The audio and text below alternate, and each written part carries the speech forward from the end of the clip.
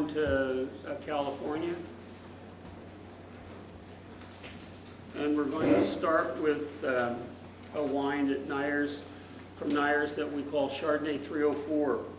And 304 is a term that's used by the people that make stainless steel. I'm sure there's some stainless steel here. Yeah, there's some back there in that table.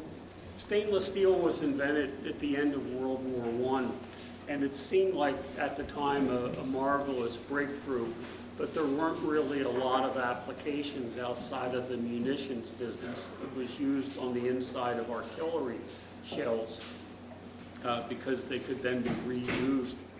At the end of World War I, then there was really no longer any apparent use for stainless steel.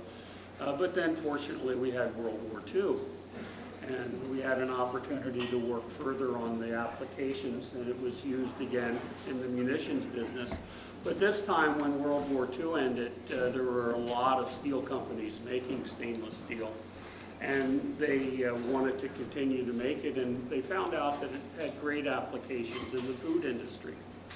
But in order for it to be used in the food industry, it could not rust. And in order for it to not rust, they had to increase the amount of nickel and chromium that went into the raw steel. Stainless steel is basically raw steel to which has been added somewhere in the neighborhood of 30 or 40% of a combination of nickel and chromium. And that's what makes it stainless. Well, one of the applications of stainless steel was for use as a vessel to ferment wine. And wine has a lot of natural acid in it. It's a very corrosive compound during the fermentation stage when we're making it. So someone designed from stainless steel tanks that were used for fermentation.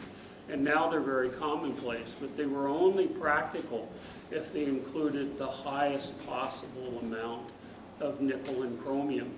And that highest possible amount became commercially known as stainless steel 304. And that's what we use when we ask the fermentation tank be made. We call it stainless steel 304 because it has between 30 and 40% of nickel and chromium. That amount varies dramatically depending upon the original grade of the raw steel. But the finished steel is called 304. At Neyers, we make a wine